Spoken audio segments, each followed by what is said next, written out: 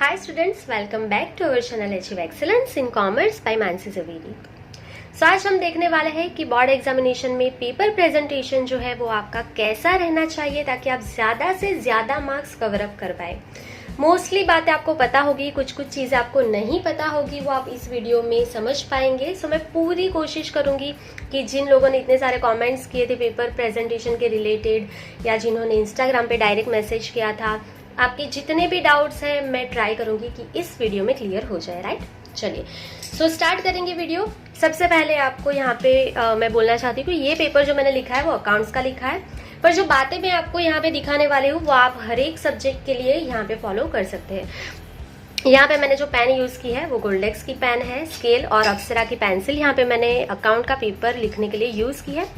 तो जरूरी नहीं है कि आप भी यही पेन और पेंसिल यूज करें। यहाँ पे पेन आपकी सबसे पहले मैं पेन के बारे में बात करना चाहूंगी। पेन आपकी ऐसी होनी चाहिए कि वो ज्यादा डार्क हो और वो एकदम लाइट भी ना हो, वो मीडियम होनी चाहिए आपकी पेन। ऐसा नहीं होना चाहिए कि आप लिख रहे हो और पीछे पूरा का पूरा छप जाए। राइट, तो पेन आप प्रॉपर चूज करना, जरूरी नहीं है कि आप कुछ भी पेन ही यूज करो एग्जाम में, ऐसा कुछ नहीं है। आपको जो भी अच्छी लगती है, जिससे आपकी प्रैक्टिस ज्यादा है, वो आप पेन यूज कर सकते हो। और पेंसिल की बात करेंगे तो अकाउंट्स के पेपर के लिए जो आपको टेबल ड्रॉ करने होंगे वो थोड़े से डार्क दिखने चाहिए सप्लीमेंट्री में, तो इस वजह से मैंने यहाँ पे अप्सरा का यूज किया है पेंसिल। तो बहुत लाइट पेंसिल को यूज ना करें। राइट, चलिए तो सबसे पहले यहाँ पे सेक्शन ए से शुरू करेंगे। तो यहाँ पे आप देख सकते हैं सेक्शन ए जो है वहां से मैंने अकाउंट का पेपर शुरू किया है। तो कोई भी सब्जेक्ट आपका पेपर हो, यहाँ पे सिंपल सी एक मैंने लाइन ड्रॉ कर ली है। यहाँ पे आपको एक चीज अच्छे से देखना है, कोई भी सब्जेक्ट का पेपर आप लिख रहे हो, कोई भी स्टैंडर्ड का लिख रहे हो, कोई भी मीडियम में लिख रहे हो, आपको क्या करना है यहाँ पे पहले ए बी सी डी में से जो भी एमसीक्यूज में से आंसर आएगा वो लिखना है। बाद में ये जो आपका आंसर है वो भी दोनों आपको लिखना है। इससे फायदा क्या होगा, तो पेपर चेकर जो भी होगा, जो भी टीचर आपका पेपर चेक करेंगे उनको इजी हो जाएगा। सेक्शन ये जब भी आप लिखोगे, आपको पता है 20 एमसीक्यू आने वाले हैं इस साल, तो आपको यहाँ पे एक एक लाइन छोड़ना है ताकि टीचर को यहाँ पे चेक करते टाइम मार्क लिखने के लिए जगह रहेगी। राइट, तो ये थोड़ी सी बेसिक सी चीजें हैं। आपको दो चीजें ध्यान रखना है, ऑप्शन भी लिखना है और जो आपका आंसर आएगा वो भी लिखना है। राइट, तो यहाँ पे मैंने सिंपल से एक लाइन ड्रॉ कर ली है और एक वीकली हो जाएगा, लॉन्ग स्केल का यहाँ पे मैंने यूज किया था। राइट, तो ये यहाँ पे आपका 20 एमसीक्यू कंप्लीट होता है। यहाँ तक मैंने लाइन ड्रॉ किया है, सो आपका सेक्शन ही कंप्लीट हो गया। अब क्या होता है, कोई कोई स्टूडेंट का ये प्रॉब्लम होता है कि मैम हम सेक्शन एफ से शुरू करें या ई से शुरू करें कोई भी सब्जेक्ट में, तो क्या ऐसा कर सकते हो? तो हर एक स्टूडेंट कोई भी सेक्शन उसे पहले आता है तो वो शुरू कर सकता है। सिर्फ आपको ये ध्यान रखना है कि वो सेक्शन पूरा का पूरा कंप्लीट होने के बाद ही आपको कोई न्यू सेक्शन स्टार्ट करना है। राइट, तो एक के बाद यहाँ पे मैंने सेक्शन बी स्टार्ट किया है। अभी आप यहाँ पे देख सकते हो क्वेश्चन नंबर 21 से आपका अकाउंट का पेपर स्टार्ट होगा। इस साल का जो न्यू सैंपल पेपर है उसी के अकॉर्डिंग टू यहाँ पे मैंने आंसर लिखे हैं। तो आप देख सकते हो आपका 20 नंबर तक एमसीक्यू यहाँ तक कंप्लीट हो जाएगा। उसके बाद सेक्शन बी यहाँ से आपका शुरू हो जाएगा। राइट, तो यहाँ पे आप एक चीज देख सकते हो कि हर एक क्वेश्चन के बाद या तो आप एक लाइन छोड़ो या तो दो लाइन छोड़ सकते हो। राइट, यहाँ पे मैंने मार्जिन नहीं छोड़ा है। कोई कोई बच्चे क्या करते हैं, यहाँ से भी इतना मार्जिन छोड़ देंगे, यहाँ से भी इतना मार्जिन छोड़ देंगे और सिर्फ इतने में ही लिखेंगे। राइट, तो ये अकाउंट्स का पेपर है, इसमें इतना ज़्यादा मेहनत करने के लिए आपको ज़रूरत नहीं है। और कोई अदर सब्जेक्ट भी होता है तो आप एक साइड मार्जिन बनाओ, वो ठीक रहेगा। इधर भी बना रहे हो तो ठीक है, पर इतना ज़्यादा मार्जिन मत छोड़ो। टीचर को भी समझ आता है कि आपने इतना मार्जिन छोड़ा है फिर इतने में लिखा है, तो वो अच्छा नहीं लगता है। तो मैं सजेस्ट नहीं करती हूँ आपको कोई भी सब्जेक्ट में कि आप इतना ज़्यादा मार्जिन छोड़ो। अगर आपको ठीक लगता है थियोरिकल सब्जेक्ट में तो दोनों साइड आप थोड़ा सा मार्जिन छोड़ सकते हो। यहाँ पे अकाउंट का पेपर है, मैंने कुछ भी मार्जिन यहाँ पे नहीं छोड़ा है। मैंने डायरेक्टली आंसर शुरू किया क्योंकि वैसे भी टाइम कम पड़ता है अकाउंट्स के पेपर में, तो फिर इतना प्रेजेंटेशन में आपको टाइम सेव करना है। यहाँ पे सिर्फ मैंने अंडरलाइन किया है जो मेन पॉइंट है जिसमें आप श्योर हो कि ये आंसर यही आएगा, वहां पे मैंने सिर्फ यहाँ पे अंडरलाइन किया है। एक चीज अच्छे से ध्यान रखना, पेपर लिखते टाइम जब भी अंडरलाइन कर रहे हो, अगर आप श्योर हो कि इसका आंसर यही है तो आप अंडरलाइन करो। और दूसरी चीज, ये अंडरलाइन आपको स्केल से करना है ताकि आपका पेपर अच्छे से दिखे और वो प्रॉपर वे में दिखे। राइट, तो ये हो गया आपका सेक्शन बी। यहाँ पे जो कुछ बातें हैं मैं आपको साथ में बताती जा रही हूँ। दूसरी चीज, यहाँ पे ये सेक्शन बी पूरा कंप्लीट हो गया। यहाँ पे देखो इसके जो पॉइंट्स हैं मैंने यहाँ पे ऐसे लिखे ताकि क्लियरली टीचर आइडेंटिफाई कर पाए। राइट, ये सेक्शन भी यहाँ पे आपका कंप्लीट हो गया है। अब बात करेंगे सेक्शन सी में। तो मोस्टली ये पेपर आप बोलोगे कि अकाउंट्स का ही क्यों लिखा मैंने पेपर प्रेजेंटेशन, क्योंकि बहुत से बच्चों को ना ये प्रॉब्लम होता है कि मार्जिन से अगर हमें लिखना है तो क्या हम अकाउंट्स के पेपर में लिख सकते हैं, और अगर हाँ तो कैसे। तो उसका आंसर मैंने यहाँ पे देने का थोड़ा सा ट्राई किया है कि आप मार्जिन का यूज़ करके भी पेपर लिख सकते हो, पर उसके लिए भी एक शर्त होती है कि अगर आप ये मार्जिन का यूज़ कर रहे हो। देखो बहुत से पेपर प्रेजेंटेशन मैंने देखे जिसमें बच्चे यहाँ से लाइन ड्रॉ करके ना स्टार्ट करते हैं अपना सम। तो अगर आप यहाँ से शुरू करते हो तो आपके लिए लिखने के लिए इतनी ही जगह बचती है, राइट। अमाउंट भी प्रॉपरली आप नहीं लिख पाते हो। तो इसके लिए अकाउंट्स के पेपर में या स्टेट के पेपर में आप यहाँ पे मार्जिन यूज़ कर सकते हो, पर यहाँ पे जब भी आपका सम कंप्लीट होगा आपको 1-2 लाइन यहाँ पे छोड़ना है ताकि टीचर यहाँ पे चेक करके मार्क्स लिख पाए यहाँ पे, राइट। तो आप मार्जिन का यूज़ कर सकते हो, ऐसा नहीं है कि नहीं कर सकते। तो अकाउंट एंड स्टेट दोनों में आप मार्जिन का यूज़ कर सकते हो। देखो कितना प्रॉपर लिखा है, ये आप यूज़ कर सकते हो। सिर्फ यहाँ पे मार्क्स लिखने की जगह होनी चाहिए। तो सेक्शन सी में भी पहला क्वेश्चन आपका थर्ड लेसन में से ही आने वाला है, ये फिक्स है। ये थर्ड लेसन का एक सम यहाँ पे मैंने कैलकुलेट किया है। उसके बाद 32 नंबर का क्वेश्चन आपका सेक्रीफाइस एंड गेन रेशियो का आने वाला है। मैंने टेबल से आपको सिखाया है, वही टेबल यहाँ पे मैंने ड्रॉ किया है और इतना हो गया। यहाँ पे 1 लाइन 2 लाइन यहाँ पे जगह है, तो यहाँ पे मार्क्स लिखे जा सकते हैं। उसके बाद ये जो क्वेश्चन है 33 नंबर का रियलाइजेशन अकाउंट का शॉर्ट नोट पूछा है, तो कितना प्रॉपरली लिखा है यहाँ पे आप देख सकते हो। ये हर एक में मैंने पैराग्राफ किया है, कुछ पॉइंट का यूज नहीं किया। आप चाहो तो थियोरिकल जो अदर सब्जेक्ट है आपके इको ओसीएम उसके अंदर आप यहाँ पे डायग्राम चार्ट का यूज कर सकते हो, पर ये अकाउंट्स का पेपर है, यहाँ पे कुछ डायग्राम या चार्ट की जरूरत नहीं है। तो सिर्फ ये शॉर्ट नोट है, तो वैसे ही मैंने पैराग्राफ वाइज लिखा है। 1-1 लाइन मैंने छोड़ा है, ज्यादा लाइन भी नहीं छोड़ सकते। आप 3-4 लाइन छोड़ देते हो तो वो भी अच्छा नहीं दिखता है, राइट। दूसरी बात होती है कि अगर आपकी यहाँ पे कहीं पे भी मिस्टेक हो जाती है, राइट, तो आपको सिर्फ यहाँ पे ऐसे एक लाइन कर देना है पेन से। अगर ये गलती से लिख लिया है आपने तो सिर्फ आपको यहाँ पे पेन से एक लाइन कर देना है। बहुत से बच्चे क्या करते हैं ना, पेपर में ऐसे बस इसको अगर ये गलत हो गया तो पेन से ऐसे ऐसे करके ये कर देते, तो ये फिर बहुत अच्छा नहीं लगता है। सिर्फ आप एक लाइन करो और आगे बढ़ जाओ, राइट। तो इससे क्या होगा, आपका पेपर थोड़ा सा क्लीन भी लगेगा और जो टीचर होगा उसको चेक करने में भी बहुत गंदा नहीं लगेगा, थोड़ा सा इजी रह जाएगा। क्योंकि इतने सारे पेपर्स होते हैं चेक करने को, तो अगर आपका पेपर क्लीन है तो वो जल्दी जल्दी चेक करके आगे बढ़ जाएगा। तो ये भी आपको एक फायदा हो सकता है, राइट।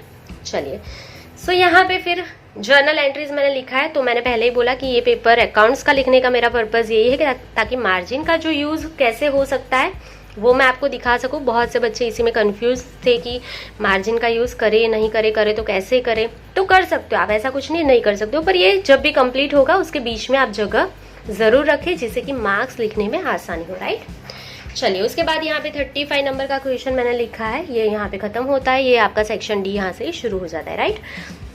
अब सेक्शन डी के बारे में बात करते हैं। यहाँ पे आप चाहो तो सेक्शन ई एफ जो भी आपको शुरू करना है वो आप शुरू कर सकते हो। तो ये आपको statement showing competition of weighted profit goodwill का ये सम है। तो ये मैंने यहाँ से ये भी मार्जिन से ही आपको दिखाया है कि आप यूज करके लिख सकते हो पेपर। उसके बाद यहाँ पे 38 नंबर, ये भी आपका गुडविल का क्वेश्चन है। उसके बाद ये कंपेरेटिव स्टेटमेंट का जो है वो क्वेश्चन है। बहुत आपको ध्यान से देखना है, ये पेपर में हर एक जगह पे मैंने यहाँ पे हेडिंग लिखा है। कोई भी क्वेश्चन आपका हेडिंग के बिना नहीं होना चाहिए, वरना आपके मार्क्स कट हो जाएंगे, राइट। अब ये कैसे मार्क्स कट होते हैं वो मैं आपको पेपर ये चेक करके भी दिखाऊंगी बहुत ही जल्दी कि कैसे पेपर चेक होता है अकाउंट्स का, ताकि आपको समझ में आए आपको कहाँ कहाँ पे मिस्टेक नहीं करना है। ये एवरेज प्रॉफिट का जो टेबल है वो आप नीचे भी यहाँ पे ड्रॉ कर सकते हो, राइट। मैंने यहाँ पे ही किया है, तो ये भी अच्छा ही है। आप वेटेड एवरेज का अगर है तो नीचे चाहो तो नीचे, पर मैंने हर एक सम आपको गुडविल में यहीं पे जो है वो ये इसी टेबल में ड्रॉ करके सिखाया है। तो वैसे ही मैंने ये पेपर लिखा है, कुछ भी नया नहीं किया है ये वाले पेपर पे, राइट। चलिए, सो ये हो गया 39 नंबर का क्वेश्चन, और ये यहाँ पे आपका कंप्लीट हो गया। सेक्शन डी में 3 क्वेश्चन अटेंड करने थे, ये हो गया, राइट। अब बात करते हैं सेक्शन एफ के बारे में। तो सेक्शन एफ जो आपका होगा, तो यहाँ पे मैंने सबसे पहले 48 नंबर का लास्ट जो हमारा क्वेश्चन है वो अटेंड किया है।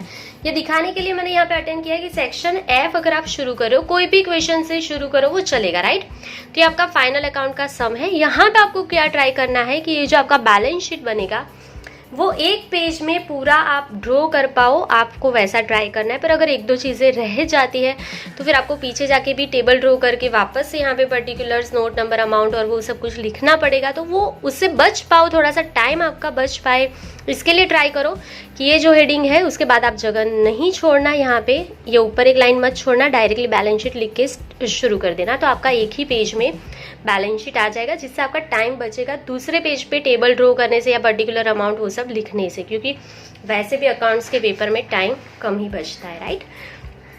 तो उसके बाद मैंने 47 का नंबर का सम शुरू किया है, जो हमारा सेकंड लेसन है। ये आप सबको पता है फाइनल अकाउंट्स का ये सम है। तो यहाँ पे भी मैंने मार्जिन का यूज़ किया है। अब बहुत यहाँ पे देखो कितना पर्टिकुलर लिखा है, ये आपके 4 एक्सपेंस के हेडिंग है, वो क्लियरली दिख रहे हैं। अदर इनकम का हेडिंग क्लियरली यहाँ पे दिख रहा है। सो इस तरह से अगर आप लिख रहे हो तो आपका सम प्रॉपरली भी होगा, स्पीड भी इंक्रीज होगी और ये हेडिंग भी क्लियरली दिखेगा, राइट। उसके बाद ये पूरा आपका आप देख सकते हो मैंने मार्जिन का यूज़ करके, और ये जो है मैंने सारे पेज फोल्ड करके ही अकाउंट्स जो है वो बनाया है। मैंने हर एक वीडियो में पेज फोल्ड करके ही सिखाया है। ये देखो ये सारा मैंने यहाँ पे देखो ये मार्जिन और ये मार्जिन, ये पेज फोल्ड किया और ये प्रॉपर दोनों तरफ से आप देख सकते हो पेज फोल्ड करके सारे अकाउंट्स बनाए, जिससे आपके अकाउंट्स जो है वो भी जल्दी बनेंगे और अच्छे बनेंगे, मार्जिन में बनेंगे, राइट। चलिए ये आपका बैलेंस शीट है, ये भी यहाँ पे मैंने पेज फोल्ड करके बनाया है। आप देख सकते हो मार्जिन पेज फोल्ड करके बनाया है। देखो ये जो स्पेस है और ये जो स्पेस है, यहाँ पे मैंने मार्जिन एडजस्ट किया है, जल्दी से पेज फोल्ड हो जाता है। और यहाँ पे सिर्फ लाइन ड्रॉ कर लो, ये आपका टेबल जल्दी से जल्दी बन जाएगा। हर एक में आपको ध्यान रखना है कि आपको यहाँ पे पर्टिकुलर अकाउंट सब्जेक्ट की बात करूँ, हर एक में आपको हेडिंग लिखना कंपलसरी होता है। हेडिंग नहीं लिखोगे तो अगर आपके अच्छे मार्क्स आ रहे हैं तो वो मार्क्स कट हो जाएंगे, अगर आपने हेडिंग्स नहीं लिखा है तो, राइट। मैं दिखाऊंगी कैसे चेक होता है, वो भी मैं बहुत ही जल्दी ये पेपर चेक करके आपको दिखाऊंगी। अभी लास्ट में मैंने सेक्शन ई अटेंड किया है, ये दिखाने के लिए कि आप कोई भी सेक्शन अटेंड करो, कोई भी क्वेश्चन पहले अटेंड करो, वो चल जाएगा, पर वो पूरा सेक्शन जो है वो आपको साथ में अटेंड करना है। ऐसा नहीं है कि आपने सेक्शन एफ का एक क्वेश्चन आगे कर लिया, फिर ई स्टार्ट कर दिया, फिर आपने लास्ट क्वेश्चन जो है वो बाद में किया, ऐसा आपको नहीं करना है। क्योंकि बोर्ड एग्जामिनेशन में सप्लीमेंट्री बहुत ही जल्दी चेक होती है और टीचर के पास बहुत ज़्यादा सप्लीमेंट्री होती है, और वो पहले जो 7 या 8 सप्लीमेंट्री होती है वो ही टीचर फुल्ली चेक करता है। दूसरे दिन से जो सप्लीमेंट्रीज होती है वो सेक्शन वाइज चेक होती है। तो आपको ये अपने दिमाग में बिठा के रखना है कि सेक्शन वाइज सप्लीमेंट्री चेक होगी। तो अगर आपने यहाँ पे सेक्शन ई लिखा है तो ये टीचर यहाँ पे ई चेक करके यहाँ पे मार्क लिख लेगा। फिर अगर आपने ये पूरा पीछे से अगर लिखा है वापस से ई का एक क्वेश्चन, तो वो आपका छूट ना जाए, ठीक है। आपको ऐसे पेपर लिखना है कि टीचर्स को चेक करने में आसानी रहे, ठीक है। तो वो आपको दिमाग में रखना है, पूरा सेक्शन साथ में लिखना है। ये बात करेंगे सेक्शन ई की। यहाँ पे भी प्रॉपर हेडिंग लिखा है, डेबिट क्रेडिट, ये हमारा रिवैल्यूएशन अकाउंट है, ये कैपिटल अकाउंट है, ये पूरा कैश एंड ये बैलेंस शीट, राइट। तो आप देख सकते हो कितना प्रॉपरली यहाँ पे वर्किंग नोट्स भी लिखा है, क्योंकि वर्किंग नोट्स के बिना होगा ही नहीं आपका ये सम। ये लास्ट में मैंने शेयर का सम जो है वो अटेंड किया है। बहुत से बच्चे मुझे कॉमेंट्स में पूछ रहे कि एडमिशन के 2 क्वेश्चन आएंगे क्या मैम, क्या? तो मैं हाँ बोल रही हूँ, सैम्पल पेपर में ही दिया है ये। इस साल 2 एडमिशन से ही क्वेश्चन आने वाले हैं सेक्शन ई में, ये फाइनल है, राइट। मुझे नहीं पता किसी और चैनल पे क्या ब्लूप्रिंट है या वॉट एवर, जो भी आप लिखते रहते हो कि कुछ और चैनल पे कुछ और ब्लूप्रिंट है, तो मुझे नहीं पता है। जो ब्लूप्रिंट सैम्पल पेपर जो भी दिया है उस पे से ब्लूप्रिंट जो हो रही है वो मैंने आपको दिखा दी है, वो ही आपको प्रिपेयर करना है। सो 2 क्वेश्चन आपको एडमिशन में आएंगे, ये फाइनल है, राइट। उसके बाद यहाँ पे शेयर का जो है ये सम है, यहाँ पे कैलकुलेशन जो मैंने आपको सिखाई है बहुत इजी वे में सिखाई है, वैसे ही मैंने लिखा है एप्लीकेशन एंड ये जो रिजेक्शन करना है एंड देन ये वाला जर्नल। तो ये भी आपको 2 क्वेश्चन आने वाले हैं शेयर में से। अगर आपने प्रिपरेशन नहीं किया है सो कर लेना, बहुत ही कम दिन बचे हैं। तो ये शेयर के 2 क्वेश्चन आपको आने वाले हैं। तो यहाँ पे आप देख सकते हो ये इसकी एक जो है जर्नल कंप्लीट होती है। दूसरे पेज पे आप शुरू करोगे तो वापस आपको टेबल के हेडिंग कंपलसरी लिखना है और शेयर में आपको टोटल यहाँ पे कर लेना है, राइट। तो ये हो गया लास्ट आपका 46 नंबर का क्वेश्चन। ये भी शेयर का है, तो ये भी मैंने आपको बहुत अच्छे से सिखाया है ये सारे क्वेश्चन। तो ये इंपॉर्टेंट भी है और ये 2 क्वेश्चन इस साल आने वाले हैं। तो यहाँ पे आपका अकाउंट का ये देखो पूरा पेपर जो है वो कंप्लीट हो गया है, राइट। तो बहुत सी मेन जो बातें हैं वो मैं आपको यहाँ पे जो पूरा मैंने आपको दिखाया उसका जो मेन बात है वो ये है कि एक तो आपको पेन अच्छी यूज़ करना है, सबसे पहले जो मैंने बोला, ठीक है। ऐसा नहीं है कि आप हाफ सेक्शन ए कुछ और पेन से लिखो, बी कुछ और पेन से लिखो, ठीक है। एक अच्छी सी पेन ले लो जो आपको कंफर्टेबल हो लिखने में, हैंडराइटिंग बहुत बड़े भी नहीं बहुत छोटे भी नहीं, प्रॉपर स्पेस में लिखो, राइट। ऐसा नहीं कि आप एक वर्ड लिख के इतना दूर दूसरा वर्ड लिख रहे हो कि टीचर को ऐसा लगेगा अरे मैंने तो 4-5 पेज भर के आंसर लिखा है, तो वो कुछ फायदा होने वाला नहीं है, टीचर को देख के समझ आ जाएगा, राइट। तो वो भी फायदा नहीं होने वाला। और ऐसे भी हैंडराइटिंग मत करो कि एक वर्ड यहाँ पे लिखा उसके बाद ही आपने यहाँ पे वर्ड लिख लिया, कुछ दिख नहीं रहा, ना ही कुछ रीड हो रहा है। आपके हैंडराइटिंग जैसे भी है प्रॉपर स्पेस लिख के दे के लिखोगे उसको, तो वो देखने में भी अच्छा लगेगा, टीचर को कुछ समझ में भी आएगा पढ़ने में, राइट। तो ये हो गई हैंडराइटिंग की बात। पेन एंड पेंसिल जो है वो आपकी पेंसिल भी आप अच्छी यूज करो, डार्क होनी चाहिए, आपके टेबल दिखने चाहिए, ऐसा नहीं कि बहुत लाइट हो, दिखे ही ना कि आपने टेबल बनाया भी है कि नहीं बनाया, राइट। तो ये दूसरी बात होती है, क्लीन पेपर रखिए अपना, जो मैंने आपको दिखाया कि अगर आपको कट करना है तो बस पेन से सिर्फ ये आप कट कर दो तो ये हो गया। फिर इसको यहाँ से इतना ज़्यादा कट करने की ज़रूरत भी नहीं है, इससे आपका भी टाइम वेस्ट होता है, राइट। तीसरी चीज़ मैंने बोल दिया, हैंडराइटिंग प्रॉपर करो अपनी। ऐसा तो है नहीं कि आप 1-2 दिन में अभी हैंडराइटिंग अपनी अच्छी कर लोगे, पर प्रॉपर स्पेस में लिखो। कोई भी अगर आपके थियोरिकल भी सब्जेक्ट है या कोई भी है, प्रॉपर स्पेस में लिखो हैंडराइटिंग अपना, तो ये आपका यहाँ से हो जाएगा, राइट। उसके बाद होता है यूज अंडरलाइन, राइट। तो अंडरलाइन का यूज करो अगर आप श्योर हो किसी भी क्वेश्चन के आंसर में, आप श्योर हो कि ये आंसर ही आने वाला है और जो मेन पॉइंट है उसके नीचे आप अंडरलाइन करो, और उसमें भी आप स्केल का यूज करो, राइट। अंडरलाइन करते टाइम स्केल का यूज करो, जिससे आपका इम्पैक्ट ज्यादा पड़ेगा और स्पीड से होगा। अगर आप ये पूरा अंडरलाइन करो और ये हाथ से करो तो देखो ये कैसे हो रहा है, ऐसे, राइट। थोड़ा सा टाइम भी लग रहा है। इसी चीज को अगर आप स्केल से करोगे, ये हो गया, राइट, ये डबल अंडरलाइन हो गया, ठीक है। दोनों का डिफरेंस आपको क्लियरली समझ में आएगा, टाइम भी आपका सेव होगा। आपको पहले पूरा आंसर लिख लेना है, फिर स्केल पकड़ के जल्दी जल्दी डबल अंडरलाइन या सिंगल अंडरलाइन आपको कर लेना है, तो इससे इम्पैक्ट आपका अच्छा पड़ेगा पेपर देखने वाले के ऊपर, राइट। तो ये हो गई अंडरलाइन की बात। उसके बाद अगर थियोरिकल सब्जेक्ट है तो आप पैराग्राफ का यूज करें या तो पॉइंट्स का यूज करें, जो भी आपके लिए कन्वीनियंट है। वो एक ही मार्जिन में होना चाहिए। उसके लिए बहुत से बच्चे क्या करते हैं ना, एक तो यहाँ पे एक मार्जिन का लाइन बनाएंगे, यहाँ पे देखो ये मार्जिन का लाइन मैं बता रही हूँ उतना ही बनाना है, इतना मार्जिन जो बनाते हो ना, इतना मार्जिन वो कभी भी मत बनाना, थोड़ा सा ही मार्जिन रखो अगर आपको दोनों साइड बनाना है थियोरिकल सब्जेक्ट में तो। अब फिर कुछ बच्चे क्या करते हैं, यहाँ पे भी लाइन बनाएंगे पैराग्राफ के लिए। अभी इतनी लाइन क्या करोगे, ये जो मार्जिन है पैराग्राफ का वो आपके दिमाग में होना चाहिए कि यहीं से आपको पॉइंट शुरू करना है, राइट। तो अभी ये कैसे पता चलेगा, तो यहाँ पे देखो मैंने सिर्फ एक थ्योरी लिखी थी रियलाइजेशन अकाउंट की, जिसमें मैंने मार्जिन यूज किया था। आपको देख के ही वो समझ में आ जाएगा। देखो यहाँ पे फिर रियलाइजेशन अकाउंट का जो शॉर्ट नोट यहाँ पे देखो, यहाँ से मैंने शुरू किया। अभी ये पैराग्राफ अगर मुझे शुरू करना है तो इसके नीचे से ही एक लाइन छोड़ के शुरू हो गया। देखो ये मार्जिन का आइडिया आपको खुद से ही लगा लेना है, इसके लिए यहाँ पे एक एक्स्ट्रा लाइन ड्रॉ करने की कुछ जरूरत नहीं है, इससे आपका टाइम भी ज्यादा वेस्ट होगा, राइट। तो पैराग्राफ का यूज करो, पॉइंट्स भी बना सकते हो आप, राइट। थियोरिकल सब्जेक्ट है जैसे OCM इको, उसमें आप डायग्राम का यूज करो, ठीक है। चार्ट का भी यूज कर सकते हो आप, चार्ट ड्रॉ करो, डायग्राम ड्रॉ करो, तो ये जो डायग्राम एंड चार्ट्स होंगे वो दिखने में भी अच्छे लगेंगे। फिर आपका जो मेन पोर्शन होगा लिखने वाला वो थोड़ा सा कम हो जाएगा, तो ये इसका आप यूज कर सकते हो थियोरिकल सब्जेक्ट में, राइट। आज जो पॉइंट है कि सारे जो क्वेश्चन है सेक्शन के, ठीक है, वो साथ में लिखो। सेक्शन के जो भी क्वेश्चन है, कोई भी सेक्शन शुरू किया आपने, उसके सारे क्वेश्चन आपको साथ में ही लिखना है। सो ये बहुत सी बेसिक सी चीजें थी। और दूसरी इंपॉर्टेंट बात जो मैंने पहले ही बता दी कि जब भी आप MCQ लिखते हो तो आप सेक्शन ABCD ऑप्शन जो भी है वो लिखो, ABC जो भी आ रहा है वो लिखो, और उसके बाद अगर 189 आपका आंसर है तो दोनों आपको लिखना है, जिससे कि यहाँ पे पेपर चेकर को थोड़ा सा इजी हो जाए। दोनों आपको लिखना है, राइट, MCQ के लिए। फाइनल आंसर जब भी आप लिखोगे अकाउंट या स्टेट में या कोई भी मैथ्स में जो भी आपका सब्जेक्ट है, उसमें आपको यहाँ पे बॉक्स बनाने की हैबिट डालनी है।